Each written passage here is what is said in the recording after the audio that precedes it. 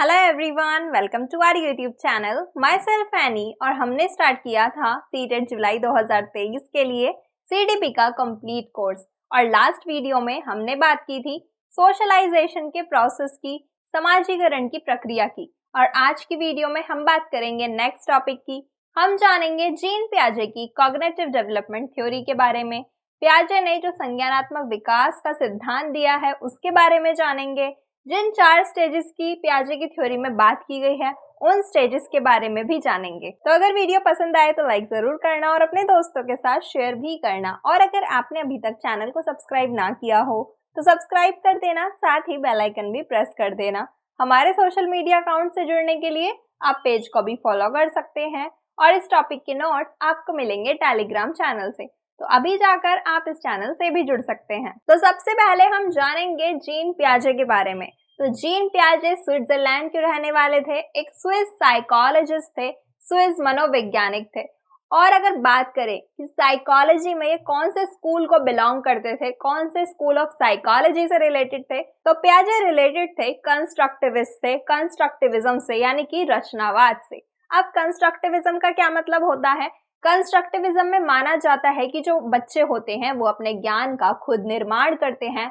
Children are active builder of knowledge, कि जो children होते हैं वो कोई एक्टिविटी या एक्सपेरिमेंट करके खुद से ही जो एक्सपीरियंस गेन करते हैं उसके बेसिस पर ही अपनी नॉलेज बिल्ड करते हैं। जैसे कि एक बच्चा है जो रोज सुबह उठकर पौधों को पानी देता है और वो देखता है कि कैसे धीरे धीरे पौधे बड़े होते हैं, पौधों पर फूल आते हैं, फल आते हैं। तो इस चीज से, इस एक्सपीरियंस से, जो उसने पौधों को पानी दिया, उसने यहाँ से एक्सपीरियंस गेन किया, अपनी नॉलेज बिल्ड की कि जब हम पौधों को पानी देंगे तो वो ग्रो करेंगे, पौधों के लिए पानी जरूरी है। तो इसी टाइप के एक्सपेरिमेंट से, खेल खेल में कुछ एक्टिविटी करके बच्चे अपने ज्ञान का निर्माण करते हैं, ऐसा मानते हैं कंस्ट्रक्टिविस्ट। और पियाजे भी कौन थे? एक कंस्ट्रक्टिविस्ट थे। तो पियाजे भी ऐसी ही बात करते हैं कि जो बच्चे होते हैं वो एक्सपीरियंसेस से अपने ज्ञान का निर्माण करते हैं। और पियाजे को हम डेवलपमेंटल साइकोलॉजिस्ट कहते हैं, विकासात्मक मनोवैज्ञानिक, क्योंकि पियाजे ने बात की है स्टेजेस की, कुछ 4 स्टेजेस की बात की है पियाजे ने। तो पियाजे मानते हैं कि जो एक मानव का विकास होता है, जो एक ह्यूमन चाइल्ड का विकास होता है, वो स्टेजेस में होता है। और पियाजे को एक रेडिकल कंस्ट्रक्टिविस्ट माना जाता है, क्योंकि पियाजे अपनी थ्योरी में कहीं भी सोसाइटी या कल्चर के प्रभाव की बात नहीं करते। एक बच्चे के विकास में समाज और संस्कृति के प्रभाव को वो इग्नोर करते हैं, इसीलिए पियाजे को माना जाता है रेडिकल कंस्ट्रक्टिविस्ट। और फादर ऑफ चाइल्ड साइकोलॉजी के नाम से भी पियाजे को ही जाना जाता है। तो जो हम आज बाल मनोविज्ञान पढ़ते हैं, चाइल्ड साइकोलॉजी पढ़ते हैं, उसके जनक हैं जीन पियाजे। तो कभी क्वेश्चन में पूछा जाए कि फादर ऑफ चाइल्ड साइकोलॉजी कौन है, तो वो है जीन पियाजे। और जीन पियाजे ने ही कॉग्निटिव डेवलपमेंट की थ्योरी दी है, संज्ञानात्मक विकास का सिद्धांत दिया है। अब इनकी थ्योरी के बारे में जानने से पहले हमें कॉग्निशन के बारे में पता होना चाहिए, संज्ञान के बारे में पता होना चाहिए, क्योंकि इन्होंने बात की है संज्ञानात्मक विकास की। तो ये संज्ञान होता क्या है? सबसे पहले हम बात करेंगे संज्ञान की। तो संज्ञान का मतलब है प्रोसेस ऑफ नोइंग, जानने की प्रक्रिया। तो जब एक बच्चा इस दुनिया में जन्म लेता है तभी से शुरू हो जाता है उसके अंदर ये प्रोसेस ऑफ नोइंग, जिसे कहा जाता है कॉग्निशन। बच्चा इस दुनिया के बारे में कुछ भी नहीं जानता, लेकिन धीरे धीरे वो एक्सपीरियंस गेन करता है और इस दुनिया के बारे में जानने लगता है, इस दुनिया के प्रति अपने ज्ञान का निर्माण करने लगता है। तो कुछ भी जानने के लिए, जो जानने की प्रक्रिया है, इसमें क्या क्या होता है? कुछ भी जानने के लिए हम सबसे पहले सोचते हैं किसी भी चीज के बारे में कि ये क्या है, ये कैसे है। तो इसमें आता है थिंकिंग। थिंकिंग भी किससे रिलेटेड है? कॉग्निशन से, क्योंकि प्रोसेस ऑफ नोइंग में हम थिंकिंग का यूज करते हैं। इसके अलावा जो भी आपके पास इंफॉर्मेशन है आपको उसे याद भी करना है। तो मेमोरी भी किससे रिलेटेड है? कॉग्निशन से। आपको किसी भी चीज के प्रति कोई समझ बनानी है, कोई अंडरस्टैंडिंग बनानी है, तो प्रोसेस ऑफ नोइंग में अंडरस्टैंडिंग भी आती है। तो अंडरस्टैंडिंग भी किससे रिलेटेड है?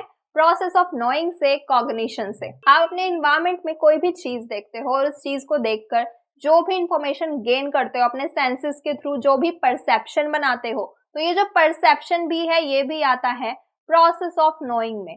तो thinking, memory, understanding, perception, thought process, problem solving, ये जितनी भी चीजें हैं ये सभी किसमें काम आती हैं? प्रोसेस ऑफ नोइंग में, कुछ भी जानने की प्रक्रिया में। तो इसीलिए ये सब रिलेटेड है कॉग्निशन से।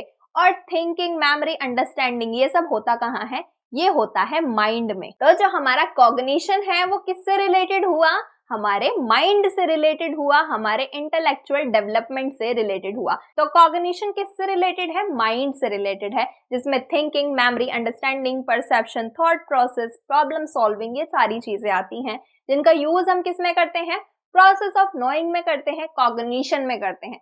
जानने की प्रक्रिया में इन सारी चीजों का यूज होता है।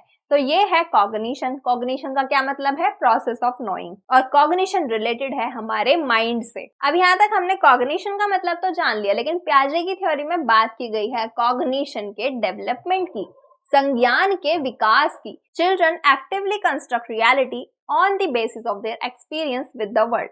तो जो बच्चे होते हैं वो अपनी नॉलेज को खुद ही कंस्ट्रक्ट करते हैं इस दुनिया के साथ एक्सपीरियंस करके। तो जो बच्चा होता है वो अपने एनवायरनमेंट में एक्सपीरियंस गेन करता है और उसके बेसिस पर ही अपनी रियलिटी को, अपनी नॉलेज को कंस्ट्रक्ट करता है।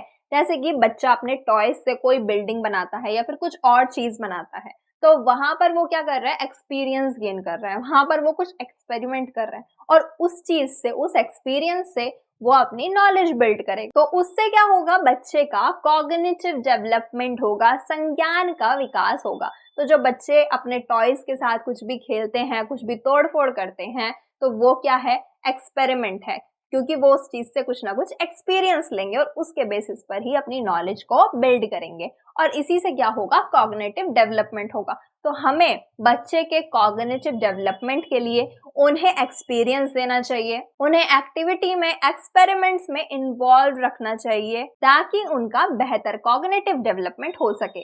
तो cognitive development is a reorganisation of cognitive process. तो कॉग्निटिव डेवलपमेंट क्या है, कॉग्निटिव प्रोसेस का रीऑर्गेनाइजेशन है। तो जो भी हमारे कॉग्निटिव प्रोसेस होते हैं उन्हीं से क्या होता है, कॉग्निटिव डेवलपमेंट होता है।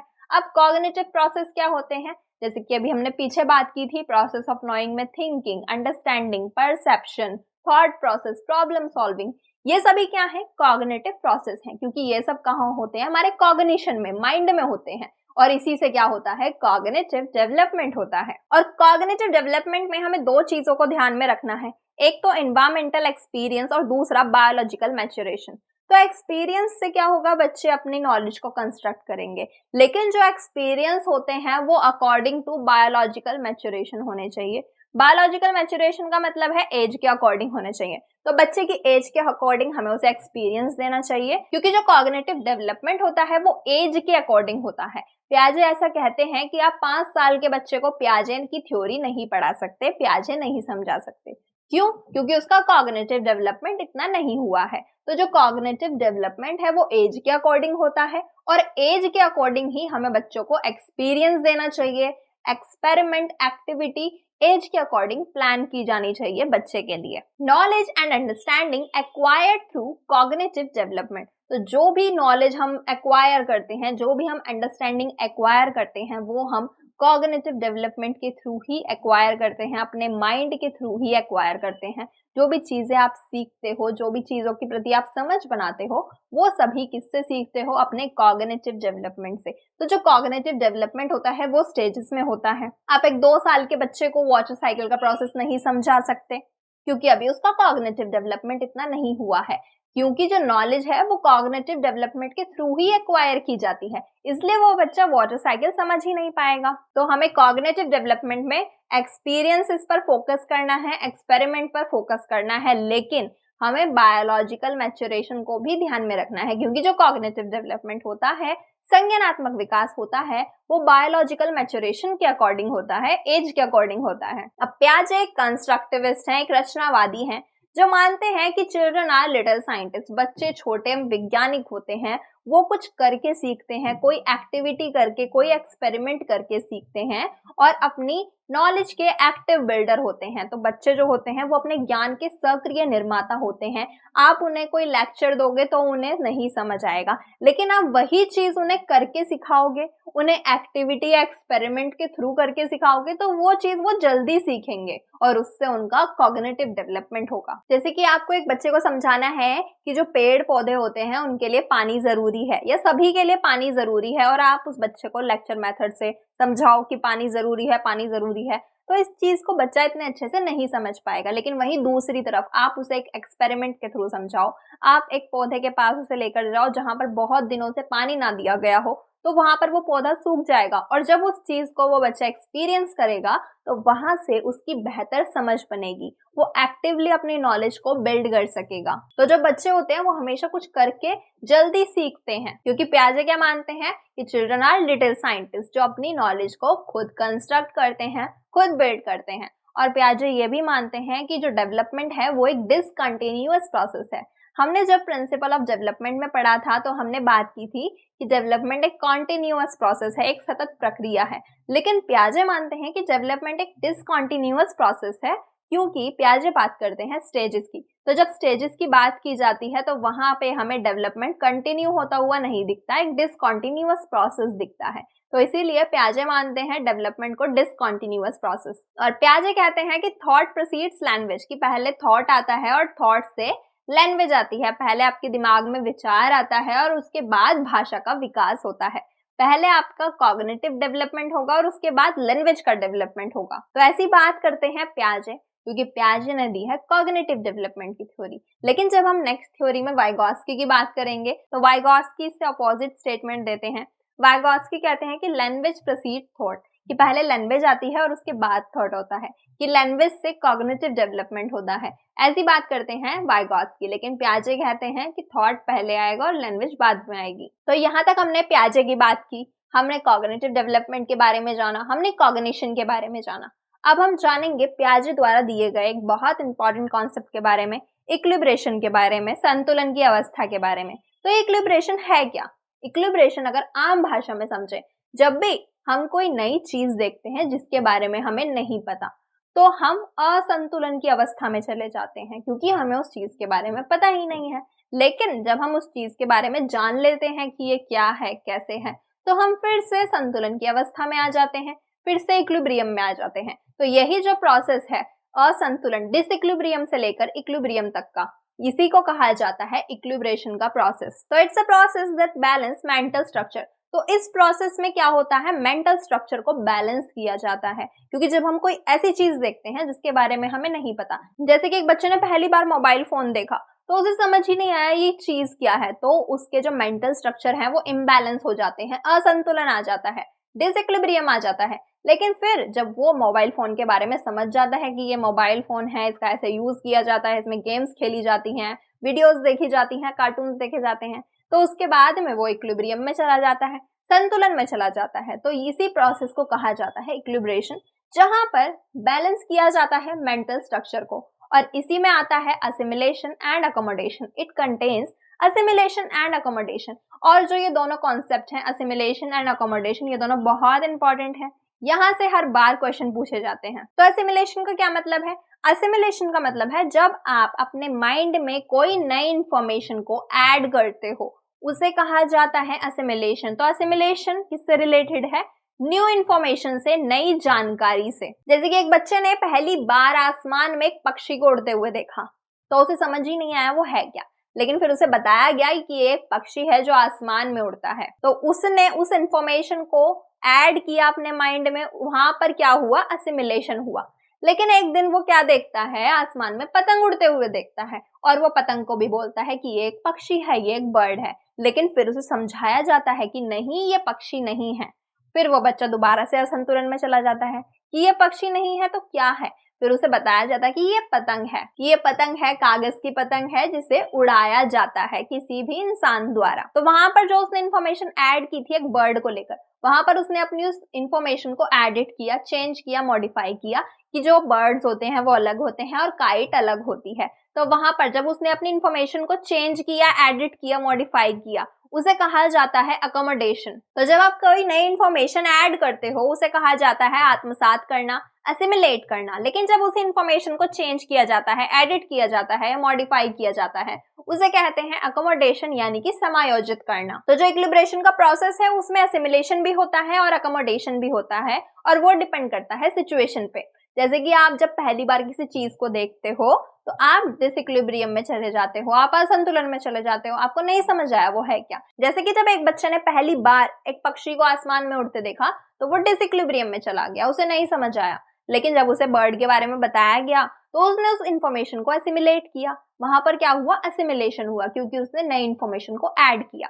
अब वो एकदम इक्विलिब्रियम में है, संतुलन में है, शांति से है। लेकिन जब वो एक काइट को उड़ते हुए देखता है और उसे कहा जाता है कि ये पक्षी नहीं है, ये बर्ड नहीं है, तो अब वो फिर से नहीं समझ पाता ये बर्ड नहीं है तो है क्या, और वो फिर से डिसइक्विलिब्रियम में चला जाता है। फिर उसे बताया जाता है कि ये एक काइट है। तो जब उसे काइट के बारे में समझाया जाता है तो अपनी वो उस इंफॉर्मेशन को एडिट करता है, चेंज करता है, मॉडिफाई करता है, और वो फिर से इक्विलिब्रियम में पहुंच जाता है। तो ये एक साइकिल है डिसइक्विलिब्रियम से लेकर इक्विलिब्रियम तक, जो हम इक्विलिब्रेशन के प्रोसेस के अंदर देखते हैं। और ये साइकिल, ये प्रोसेस चलता रहता है, क्योंकि जब भी हम किसी नई चीज को देखते हैं तो हम डिसइक्विलिब्रियम में पहुंच जाते हैं। आज भी जब आप कोई नया सॉफ्टवेयर यूज करते हो या कोई नई एप्लीकेशन यूज करते हो, तब आप डिसइक्विलिब्रियम में पहुंच जाते हो। लेकिन जब उसके बारे में जान लेते हो, समझ लेते हो, तो आप इक्विलिब्रियम में आ जाते हो। तो इसी तरीके से ये जो इक्विलिब्रेशन का प्रोसेस है ये चलता रहता है। और ये जो प्रोसेस है ये है प्रोसेस ऑफ स्कीमा अपडेट। इसमें हम क्या करते हैं, अपने स्कीमा को अपडेट करते हैं। अब ये स्कीमा क्या चीज है, स्कीमा के बारे में जानेंगे कि स्कीमा अपडेट कैसे होता है। तो जो भी हमारा कॉग्निशन है, जो हमारा कॉग्निटिव प्रोसेस है, उसकी बेसिक यूनिट क्या है, स्कीमा है। तो हमारे कॉग्निशन में, हमारे माइंड में जो भी इंफॉर्मेशन होती है वो स्कीमा में होती है। हमारे माइंड में जो भी इंफॉर्मेशन होती है वो पिक्चर की फॉर्म में किसमें होती है, स्कीमा में होती है। जैसे कि आपसे कहा जाए टीवी, तो आपके माइंड में टीवी की एक इमेज बन जाएगी, क्योंकि वो टीवी की इमेज आपके स्कीमा में ऐड है। ऐसे ही हर चीज से रिलेटेड हमारे माइंड में क्या है, स्कीमा है। लाइट से रिलेटेड, कार से रिलेटेड, बॉल से रिलेटेड, या फिर जितनी भी इंफॉर्मेशन है उससे रिलेटेड हमारे माइंड में क्या है, स्कीमा है। तो स्कीमा बेसिक यूनिट है कॉग्निटिव फंक्शनिंग की। It is a mental structure that provide a model for understanding the world। तो दुनिया को समझने के लिए ये एक मॉडल प्रदान करता है। मॉडल यानी कि आप ये समझ सकते हो कि एक पिक्चर, जैसे ही आपके सामने किसी चीज का नाम लिया जाता है जिसे आप जानते हो, तो उससे रिलेटेड इमेज आपके माइंड में बन जाती है। क्यों? क्योंकि वो चीज आपके स्कीमा में ऐड है। तो जैसे कि एक छोटा बच्चा होता है, उसके माइंड में कौन कौन से स्कीमा होंगे, पिकिंग, सकिंग, किसी चीज को पिक कैसे करना है, किसी चीज को सक कैसे करना है, इससे रिलेटेड एक छोटे बच्चे के माइंड में क्या होते हैं, स्कीमा होते हैं। लेकिन जैसे जैसे वो बच्चा बड़ा होता रहता है, वो और ज्यादा इंफॉर्मेशन गेन करता रहता है, अपनी नॉलेज को कंस्ट्रक्ट करता रहता है, और उसके माइंड में और सारे स्कीमास बनते रहते हैं। तो स्कीमा को हिंदी में भी स्कीमा ही कहते हैं, जो क्या है, basic unit of cognitive functioning है। अब हम बात कर रहे थे इक्विलिब्रेशन के प्रोसेस में। तो इक्विलिब्रेशन के प्रोसेस में हम क्या करते हैं, स्कीमा को अपडेट करते हैं। जैसे कि एक बच्चे ने अपने कॉग्निशन में स्कीमा बनाया था बर्ड से रिलेटेड, कि बर्ड आसमान में उड़ते हैं। लेकिन जब उसने काइट देखी तो उसने अपने स्कीमा को अपडेट किया कि ये बर्ड नहीं है, ये काइट है। तो इस तरीके से इक्विलिब्रेशन के प्रोसेस में स्कीमा अपडेट होता रहता है। जैसे जैसे आप नई चीजों को ऐड करते रहते हो, अपने स्कीमा को अपडेट करते रहते हो। तो इस प्रोसेस में हम स्कीमा को अपडेट करते हैं, मेंटल स्ट्रक्चर को बैलेंस करते हैं, और असिमिलेशन और अकोमोडेशन, ये दोनों ही चीजें इसी प्रोसेस में, इक्विलिब्रेशन के प्रोसेस में आती हैं। सो आई होप आपको यहाँ पर इक्विलिब्रेशन का प्रोसेस समझ आया होगा। तो ये जो प्रोसेस ऑफ इक्विलिब्रेशन है, इसमें हम क्या करते हैं, स्कीमा को अपडेट करते हैं, अकोमोडेशन से या फिर असिमिलेशन से। तो एग्जाम में क्वेश्चन पूछा जाता है कि एक बच्ची है जो किसी इंफॉर्मेशन को, कोई भी इंफॉर्मेशन हो सकती है, उसे अपने कॉग्निशन में, अपनी संज्ञानात्मक प्रणाली में ऐड करती है, न्यू इंफॉर्मेशन को ऐड करती है। तो जहां पर न्यू इंफॉर्मेशन को ऐड करना बताया जाए, वहां पर क्या आएगा, असिमिलेशन आएगा। लेकिन अगर क्वेश्चन में लिखा जाए कि वो अपनी उस जानकारी को चेंज करती है, या फिर एडिट करती है, या फिर मॉडिफाई करती है, तो उसका आंसर होगा एकोमोडेशन। तो ये जो पूरा प्रोसेस है वो डिसइक्विलिब्रियम से इक्विलिब्रियम तक का है। जब आप डिसइक्विलिब्रियम में होते हो तो आप अकोमोडेशन करते हो और इक्विलिब्रियम में पहुंच जाते हो, या फिर आप एसिमिलेशन करते हो और इक्विलिब्रियम में पहुंच जाते हो। तो यहाँ तक हमने जाना है इक्विलिब्रेशन के प्रोसेस के बारे में, संतुलन की अवस्था के बारे में। आई होप आपको ये कॉन्सेप्ट समझ आया होगा। अब हम बात करेंगे स्टेजेस ऑफ कॉग्निटिव डेवलपमेंट के बारे में। तो पियाजे ने कॉग्निटिव डेवलपमेंट की, संज्ञानात्मक विकास की 4 स्टेजेस के बारे में बताया है। स्टेज 1 है सेंसरी मोटर स्टेज, यानी कि जन्म से लेकर 2 वर्ष तक। स्टेज 2 है प्री ऑपरेशनल स्टेज, यानी कि 2 से लेकर 6 साल तक।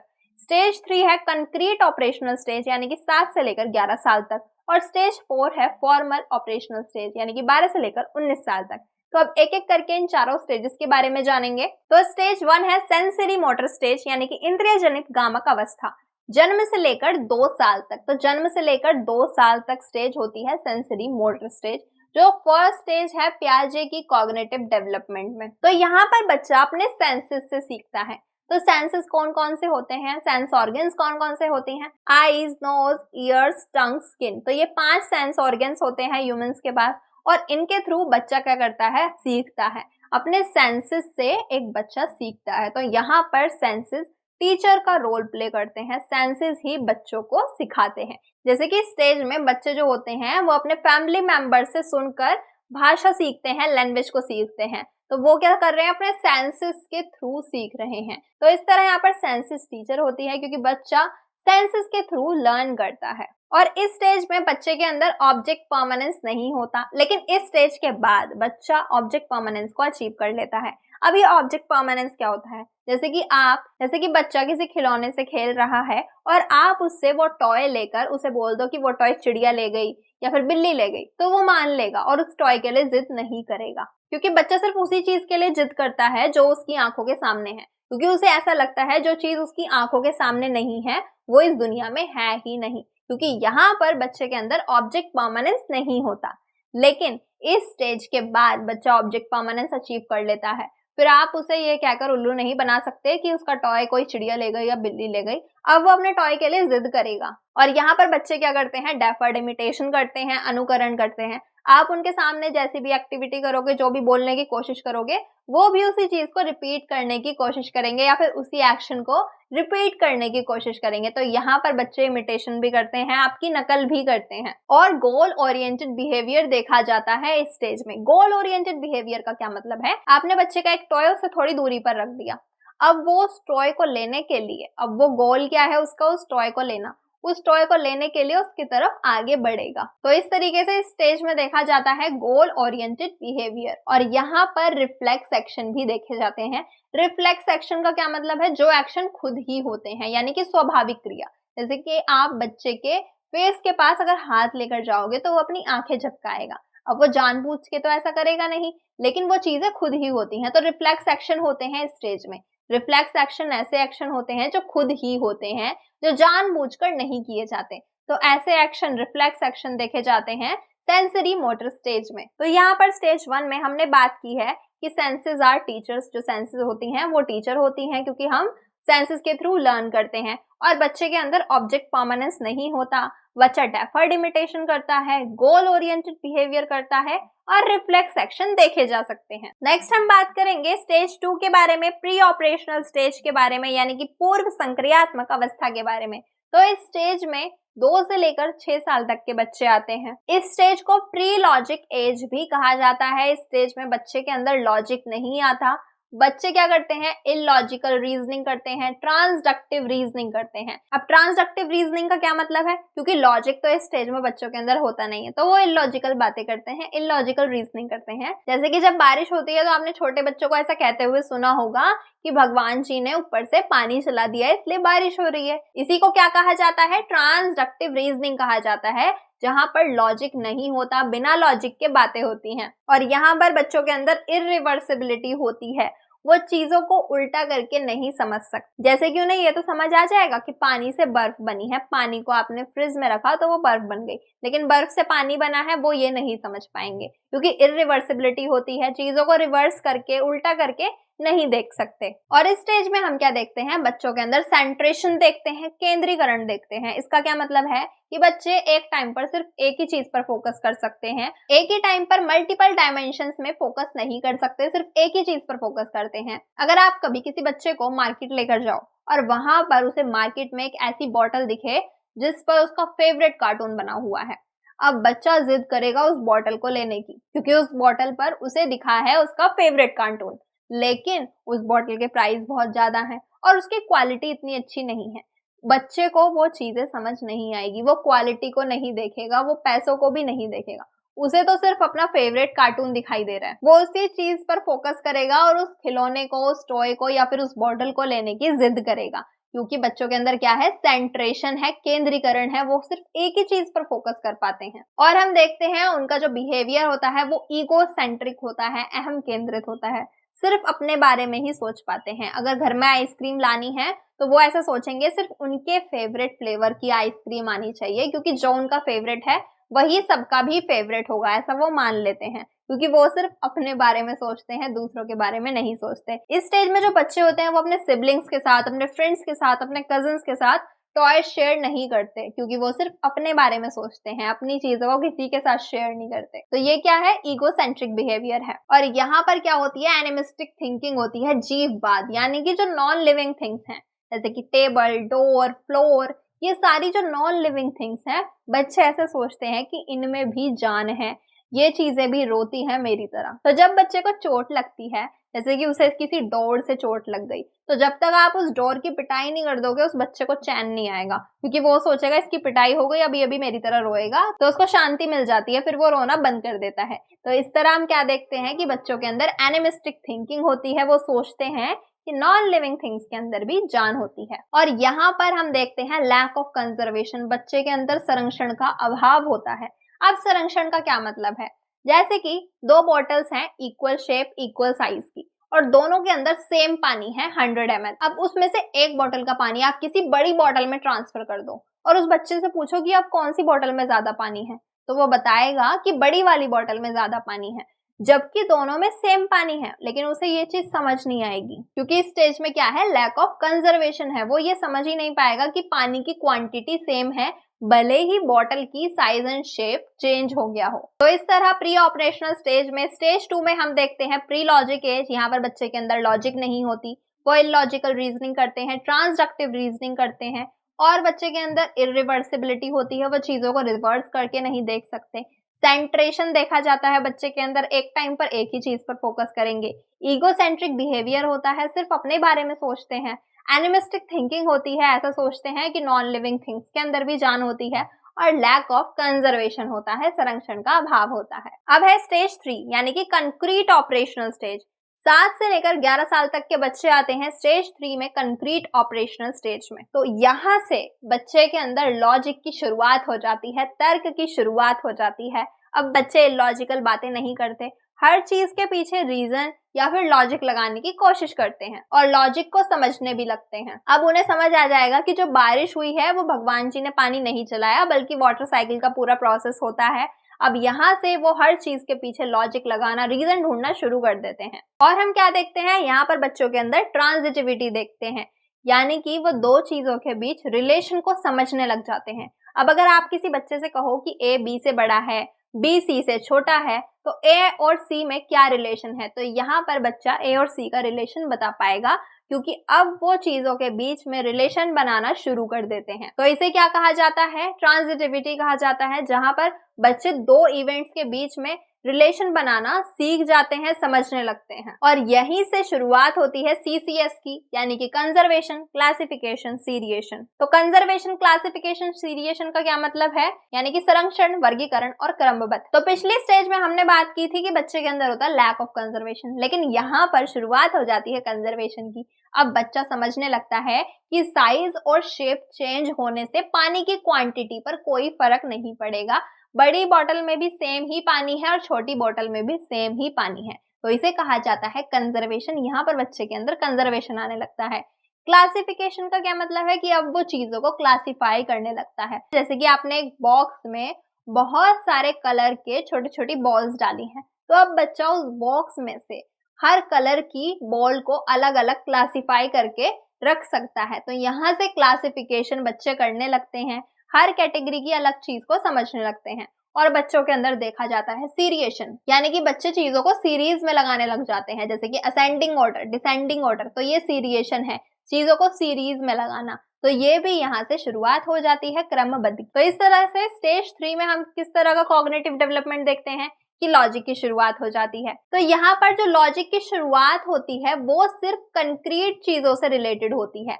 कंक्रीट का क्या मतलब है, जिन चीजों को आप देख सकते हो, जिन चीजों को आप टच कर सकते हो, फील कर सकते हो, वो है कंक्रीट। तो यहाँ पर जो बच्चे हैं वो लॉजिक लगाते हैं सिर्फ कंक्रीट चीजों से रिलेटेड, यानी कि जो चीजें उनके सामने हैं, जो चीजें उन्होंने देखी हैं। तो इस तरीके से कंक्रीट ऑपरेशनल स्टेज में लॉजिक की शुरुआत हो जाती है, लेकिन सिर्फ कंक्रीट चीजों से रिलेटेड।